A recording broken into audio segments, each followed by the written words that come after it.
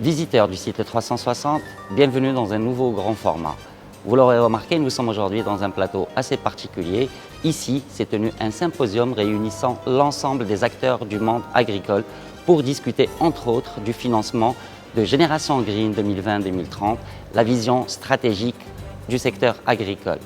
Cet événement a été initié par le Crédit Agricole du Maroc avec le président de ce groupe bancaire. Nous allons discuter de ce sujet particulier qui est le financement du monde rural. Restez avec nous.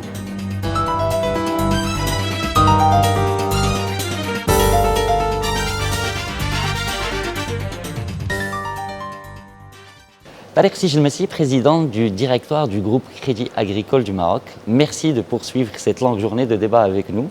Merci à vous. Toute la matinée, toute la journée, il y avait ce symposium, cette grande messe qui a rassemblé tous les acteurs du monde agricole. Une initiative que votre groupe bancaire a lancée suite à un travail de concertation avec les filières interprofessionnelles. Alors aujourd'hui que vous avez eu tout le monde, que tout le monde a discuté avec tout le monde, quelles sont les principales conclusions, quelles sont les principales annonces de ce symposium? Alors il faut, si vous le voulez bien, revenir d'abord à l'origine de l'idée de ce symposium.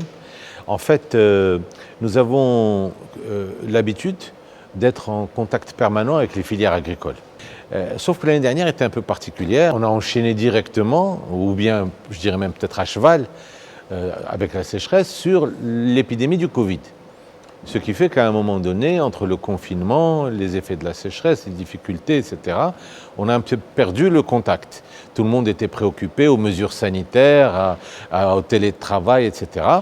Dès le mois de septembre-octobre, quand les choses ont commencé un petit peu à avoir un peu plus de visibilité, nous avons ressenti le besoin de revenir vers les secteurs agricoles, donc les filières agricoles, et de lancer ces réunions avec les interprofessions. On a commencé par la première, la deuxième, et puis, chemin faisant, on a décidé de faire les 18. Donc on a eu 18 journées de travail. Dans ces 18 journées de travail, on a eu énormément de feedback. Des choses positives, des choses négatives. Des choses positives pour la banque, pour le secteur. Des choses négatives pour le secteur, pour la banque. Et donc il y avait beaucoup d'enseignements et il fallait avoir une humilité pour pouvoir écouter les choses négatives et faire des mesures réparatrices. Et puis pour les secteurs, il fallait aussi écouter leurs problématiques spécifiques et trouver des instruments spécifiques pour pouvoir réparer. Donc c'est le fruit de ces 18 réunions que vous avez vues aujourd'hui dans le symposium d'aujourd'hui, qui n'est en fait ni plus ni moins que la conclusion de ce cycle de 18 réunions avec la signature de protocoles spécifiques. Concrètement, est-ce que vous allez proposer des formules à la carte pour chacune des interprofessions? Exactement. Ce sera quoi, par exemple, l'offre pour Maroc Citrus, la Fédération des agrumes, et l'oléicole, par exemple? Très bien. Alors, par exemple, vous avez cité Maroc Citrus. Lorsque nous avons fait la réunion, vous savez que, essentiellement d'ailleurs, pour les gens qui sont du côté de Sousse, ils ont une problématique majeure de l'eau. Sur l'ensemble du pays, il y a une problématique d'exportation. Et puis, à côté de ces deux grandes problématiques, qui sont la ressource en eau et l'accès aux marchés internationaux, il y a d'autres problématiques qui sont propres à la profession. Par exemple, je vous donne un exemple. Il y a dans ces professions trop d'écarts de triage. Les écarts de triage, c'est les fruits qui ne sont pas au calibre ou la qualité suffisante pour l'exportation. Et ces écarts de triage peuvent aller chez nous jusqu'à au-delà de 50%. Et donc, les problématiques de la filière agrumicole, qui sont celles que je viens de vous dire, ne sont évidemment pas les mêmes que celles de la filière céréalière ou de la filière oléicole. Et donc nous, dans notre proposition de valeur en matière de financement, nous allons revenir vers toutes les problématiques qu'on vient de vous citer. Écart de triage, ça veut dire replantation d'arbres, surgreffage, etc. Donc il va falloir donner des crédits d'investissement spécifiques pour les agriculteurs et les fermes qui ont ce type de problématique. 2, problématique d'exportation, ça veut dire une salle des marchés pour les rapatriements de devises ultra performantes, des capacités de refinancement, donc des lignes chez les correspondants étrangers ultra performantes, un dispositif pour l'accompagnement à l'export qui soit ultra performant. Voilà une deuxième famille. Troisième famille, la création de stations de conditionnement, la création d'unités de transformation de l'orange en jus d'orange, donc crédit d'investissement. et ainsi de suite. On cerne mieux. On aimerait bien cerner un autre produit phare dont vous parlez, c'est l'acquisition des fermes. Est-ce qu'on peut en savoir plus? On a constaté en faisant un petit peu nos discussions avec les clients, etc., qu'il y a un vrai besoin qui consiste à aller acheter des fermettes en milieu rural. Alors, je n'encourage pas les gens à s'improviser fermier, parce que c'est un vrai métier. Et donc, je ne voudrais pas être responsable des déboires économiques de gens qui étaient très bien dans leur métier d'origine. C'est un vrai métier, avec une technicité, avec un savoir-faire. Et donc, ceux qui veulent le faire, on les aidera. Mais ceux qui pensent qu'on peut devenir gentleman farmer du dimanche, tout en gardant son métier en ville, je les déconseille. Mais par contre, ceux qui veulent acheter une fermette de plaisance, c'est-à-dire qui veulent tout simplement pouvoir aller avoir 3, 4, 5, 10 hectares à proximité de la ville. Nous finançons, parce que je tiens à préciser que le Crédit Agricole du Maroc finance évidemment le monde rural, mais a une présence qui, en milieu urbain, est aussi grande que la plupart de nos concurrents qui viennent derrière nous dans le ranking des banques. C'est-à-dire que notre présence en milieu urbain est plus grande que certaines autres banques, je ne peux pas citer ici, en termes de nombre d'agences. Donc en fait, nous, on est aussi une banque citadine. Les gens l'ignorent, mais nous sommes une banque citadine et urbaine. Eh bien, en tant que banque citadine, nous finançons de l'habitat d'appartement, l'acquisition d'appartements. Si demain vous voulez acheter un appartement, ben vous allez à une agence, il y a un scoring, on va vous demander de domicilier votre salaire, de nous donner à peu près qu'est-ce que vous voulez acheter, à quel prix, etc. Ben, on s'est dit pourquoi ne pas faire exactement le même produit pour l'acquisition de fermes en milieu rural. Nous connaissons bien le milieu rural, nous connaissons bien la clientèle qui est désireuse, et donc nous allons sortir dans les semaines qui vont venir ce produit-là d'acquisition de fermes en milieu rural. Alors, c'est pas compliqué, le package n'existe pas techniquement à l'heure où je vous parle, mais il existera dans les jours qui viennent et je peux vous le dire tout de suite. C'est le package du Crédit Habitat. Donc, les mêmes conditions d'éligibilité, les mêmes taux, la même durée, les mêmes conditions, mais vous remplacez appartement par fermette. Tout simplement. Vous avez parlé de 70 milliards d'engagements pour l'accompagnement du plan Maroc Vert entre 2009 et 2020. Sachant que les objectifs aujourd'hui sont encore plus ambitieux, est-ce que vous avez un chiffre à nous annoncer par rapport à l'accompagnement prévu pour Génération Green? Ce que je peux vous dire, c'est que ce sera supérieur à 70 milliards. Puisque, en fait, nous allons nous engager encore plus que par le passé, à deux niveaux, parce que dans le Génération Green, vous avez en plus deux aspects. Vous avez un aspect agricole et un aspect classe moyenne et l'élément humain. Donc nous allons nous engager et pour l'agriculture marocaine dans toutes ses composantes, l'agriculture performante et l'agriculture solidaire, et nous allons également nous engager dans l'entrepreneuriat en milieu rural, le côté humain en milieu rural, c'est-à-dire l'élément humain en milieu rural, le relèvement du niveau de vie de nos concitoyens qui se trouvent en milieu rural. Donc ça veut dire que nous avons un double challenge. Ça veut dire que l'enveloppe sera, je dirais pas double, parce qu'on n'en a pas la capacité, il faut être honnête. Mais l'enveloppe sera en tout cas plus significative que la précédente. Si le Crédit Agricole se fixe comme cette mission d'accompagner le monde rural comme une mission d'utilité publique, mais est-ce que ce n'est pas entravant pour les performances financières d'une banque? Oui et non. D'abord, tout l'exercice de haute voltige de gestion d'une banque comme le Crédit Agricole, qui a une mission de service public, c'est de concilier justement entre ces deux aspects-là. C'est-à-dire concilier entre une mission de service public forte, assumée, puissante, et des impératifs, pas seulement de rentabilité, mais également des impératifs de respect des normes prudentielles. La banque doit en permanence jongler entre ces deux impératifs, travailler avec une population qui parfois a du mal à rentrer dans le moule de ces règles-là, mais en même temps respecter ces règles. Moi je dis typiquement que je pourrais multiplier par 3 ou par 4 les bénéfices du Crédit Agricole si demain je disais je fais fi de ma mission de service public, je ferme 60 à 70 caisses locales, je sors du financement du petit flah, mais si je faisais ça, je trahirais l'ADN de la banque. Je trahirais un peu la confiance de ceux qui nous ont confié les rênes de cette banque, et à commencer, je pense, par le premier d'entre nous, à savoir Sa Majesté le Nain qui tient énormément à ce qu'il y ait une banque qui finance le petit flah et qui soit aux côtés du monde rural, comme on dit, dans les bons moments et dans les mauvais moments. Donc l'impératif de rentabilité ne peut pas être notre fil conducteur dans la gestion de la banque. Donc nous sommes obligés d'en faire, parce que sinon, en ne faisant pas, nous détériorons la valeur de la banque, nous détériorons sa santé financière, nous ne respectons pas les règles prudentielles et in fine, nous mettons en danger sa santé financière, ce qui fait que nous ne pourrons pas faire la mission de service public.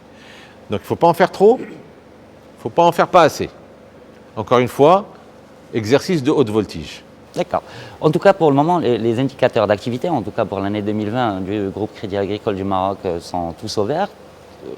Mais qu'en est-il du taux de risque qui inquiète d'ailleurs beaucoup les autorités monétaires, pas uniquement pour votre banque, mais pour le secteur bancaire globalement? Alors curieusement, je pense que le taux du risque chez nous inquiète moins chez nous en ce moment qu'ailleurs. Pour une simple raison, ce n'est pas parce que nous sommes des surperformeurs, c'est simplement parce que, si vous voulez, à un moment donné, nos faiblesses sont devenues nos forces. Nous n'avons pas d'hôtellerie dans notre, ou très peu, c'est-à-dire que nous avons 1 ou 2 hôtels sur les milliers d'unités hôtelières et résidentielles, etc. Nous n'avons pas certains secteurs qui ont été touchés. Alors je ne vais pas citer les secteurs, parce que je ne vais pas jeter le discrédit sur les secteurs. Au contraire, les secteurs sur lesquels nous sommes forts, font partie de la solution et pas du problème.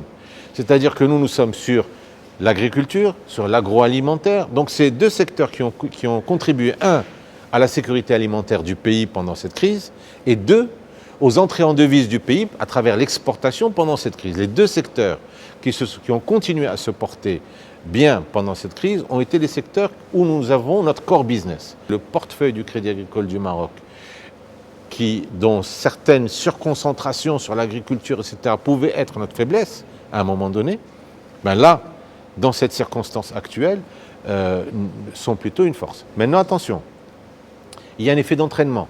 J'allais y venir justement. En fait, c'est un peu ça, c'est la récession économique qui va forcément conduire à ça. Et puis il y a eu aussi la crise sanitaire et aussi l'effet de la sécheresse. Alors tout ça n'a pas entamé la solvabilité de votre clientèle dans le monde rural? Alors d'abord, on n'a pas attendu 2020 pour découvrir la sécheresse. Vous savez, la sécheresse, on connaît. Donc quand on dit sécheresse, ça touche quoi? Ça touche essentiellement la céréaliculture. C'est-à-dire ça touche le fameux critère sur lequel on base l'estimation de l'année agricole pour dire quelle est la production en quintaux de l'agriculture marocaine. Et on dit, voilà, on est descendu à 35 millions de quintaux, là on est à 70, ou bien on est à 100. Mais il faut bien voir que le Crédit Agricole travaille avec toutes les filières et qu'il y a un véritable phénomène d'assurance, tout risque si vous voulez, on sait vivre avec. Premier point. Deuxième point, la terre ne meurt jamais. Ça veut dire quoi, la terre ne meurt jamais? À partir du moment où nous assurons que la catastrophe n'est pas totale, que le surendettement ne devient pas rédhibitoire pour l'agriculteur, à ce moment-là, nous on taille.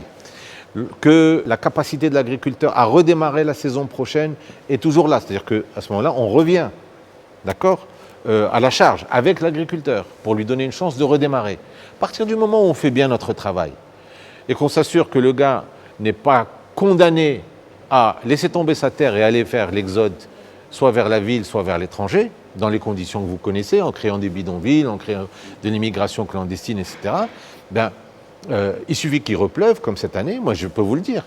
On était en situation de tension généralisée dans le monde rural parce que les gens étaient un peu sur leurs nerfs, il ne pleuvait pas, l'année précédente n'était pas bonne, le septembre, octobre, novembre, en décembre il a plu, tout repart. La terre se régénère, l'agriculteur recultive, il y aura même des récoltes précoces dans certains endroits, pour vous dire à quel point c'est extraordinaire. Peut-être une dernière question au sujet du refinancement et du financement du Crédit Agricole. Oui, vous avez levé récemment un emprunt obligataire perpétuel à 180 points de base. Ce sont les conditions normales du marché? C'est les conditions normales d'une dette perpétuelle. Alors vous savez, une dette perpétuelle, c'est une dette qui n'est jamais remboursée, c'est-à-dire qu'elle tourne en permanence. C'est comme si vous aviez un taxi qui reste toujours avec vous.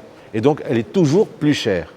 Mais nous veillons quand même à ce que cet effort important que nous consentons de surpayer un petit peu pour avoir une dette perpétuelle se fasse d'abord, 1, aux conditions du marché, et 2, elle nous rapporte à la banque la capacité de nous déplacer en territoire positif par rapport au ratio Tier 1. Donc nous sommes passés, grâce à la dernière émission, d'un ratio qui était ric-rac à 9% à un ratio qui est monté à 9,8, 9,9%, donc il nous a donné de la marge. En plus, si vous voulez, ça permet de donner de la visibilité et donc de la capacité de prêter. Et c'est un circuit positif, un cercle vertueux. Plus vous avez des fonds propres, plus vous avez la capacité de prêter. Plus vous avez la capacité de prêter, plus vous pouvez générer des bénéfices. Plus vous générez des bénéfices, plus vous les mettez. Alors en plus, nous avons la particularité en tant que banque publique de ne pas être obligés de distribuer des dividendes de manière trop importante. Donc nous essayons de réabonder en permanence nos fonds propres. Vous allez me dire, c'est du mécano financier, mais c'est du bon mécano financier. Parce que ça nous a permis de passer, grosso modo, en 2003, nous étions à moins 5 milliards de dirhams de fonds propres. Si on réappliquait, à l'époque, on était exonéré, mais si on réappliquait les normes prudentielles, on aurait été à moins 5 milliards de dirhams.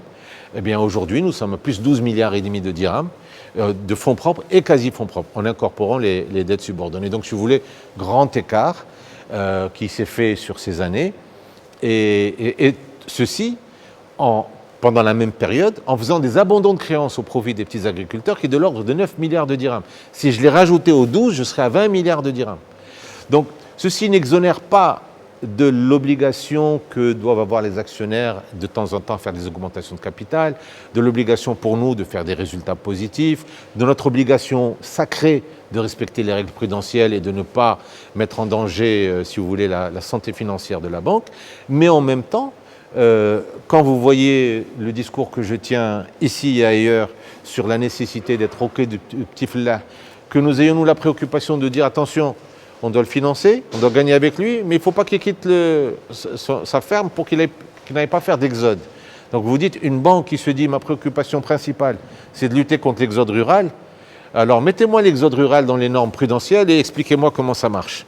Tout à fait. Monsieur Sijmessi, merci encore d'avoir répondu à nos questions. Visiteurs de 360, merci de nous avoir suivis. Je vous dis à un prochain grand format.